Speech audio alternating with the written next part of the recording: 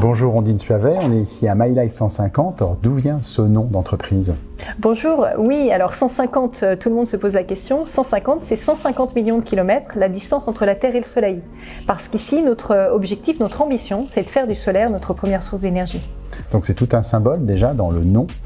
Vous avez mis au point une innovation, MyLife System. On parle de batterie virtuelle, donc ça paraît un petit peu mystérieux. Comment ça fonctionne? Alors MyLife System développe tout un écosystème pour qu'une maison soit le plus indépendante possible énergétiquement. Donc on va commencer par installer des panneaux solaires en autoconsommation pour d'abord produire sa propre électricité et ensuite on va s'arranger pour consommer au moment où on produit. Ça, il reste toujours un tout petit peu de surplus, on n'arrive pas à tout consommer et c'est là que la batterie virtuelle rentre en jeu.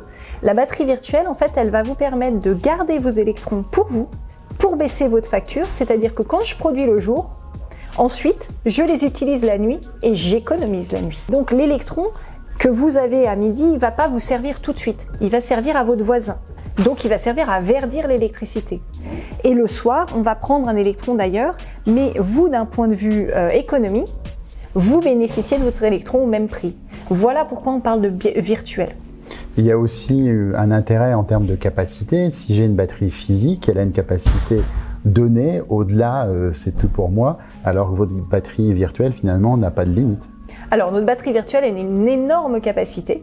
Donc, pour vous donner un ordre de grandeur, une batterie physique que vous avez chez vous, on va parler de 10 kWh. Une batterie virtuelle, on a au minimum 100 kWh, donc x 10. Pourquoi il faut une telle capacité? En fait, on ne se rend pas compte, mais les panneaux solaires produisent énormément d'électricité. Et donc, l'été, vous allez avoir besoin de grosses capacités de stockage. Donc, 10 kWh n'est pas assez.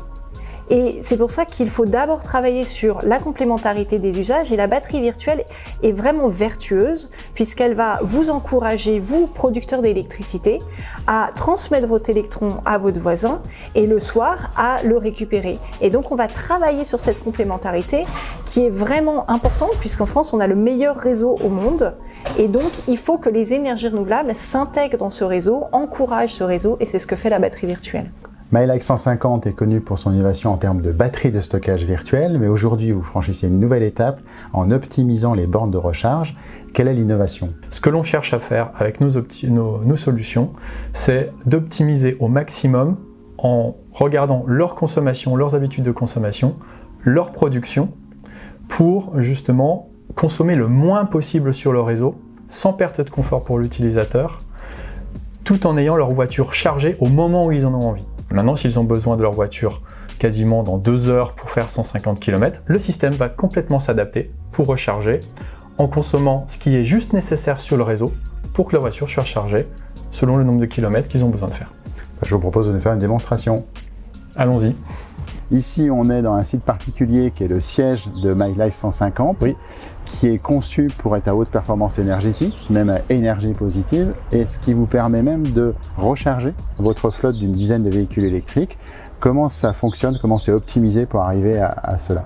Donc on a tout un tas de bornes, on a 8 bornes aujourd'hui sur le site pour recharger nos véhicules électriques et l'objectif ça va être de piloter ces recharges en fonction de la production photovoltaïque qu'on a sur le toit du bâtiment de manière à être 100% autonome sur la recharge de nos véhicules électriques et donc de ne consommer le moins possible, voire pas d'énergie du réseau pour recharger nos véhicules. Votre mission, Sébastien, c'est de rendre visible l'invisible parce que si je charge ma voiture électrique avec votre système ou si j'optimise ma consommation, c'est des ions, c'est quelque chose d'assez virtuel. Donc quelles sont vos recettes? Dans ce prototype là, qui est en lien effectivement avec notre borne de recharge, c'est le pilotage et la visualisation de l'information et de la gestion de l'énergie. Donc là ici on peut voir la partie production et injection ou soutirage sur le réseau, la consommation de la maison avec ce qu'il y a à l'intérieur de la maison et puis le véhicule s'il est rechargé ou en cours de recharge. Et puis après on peut potentiellement connaître les performances d'autoconsommation ou d'autonomie avec des graphiques qui sont plus ou moins granulaires pour avoir une visualisation plus concrète du parc et de notre installation photovoltaïque. On peut recharger la voiture avec le démarrage de recharge. Donc là on simule, c'est des prototypes qui simulent en fait la charge d'une voiture avec la puissance de la borne, le coût de la recharge. Étant donné que là on est en 100% solaire, en fait elle est gratuite, on n'a pas de coût là-dessus. Et puis on peut arrêter la recharge à tout moment. On a décidé de faire un parti pris plus friendly, on va dire ça comme ça, pour simplifier, et on a une vertu pour le client final, en tout cas de pédagogie. En fait, on veut accompagner le client dans cette démarche d'autoconsommation et de lui faire bien comprendre tous ces termes qui pourraient parfois être complexes.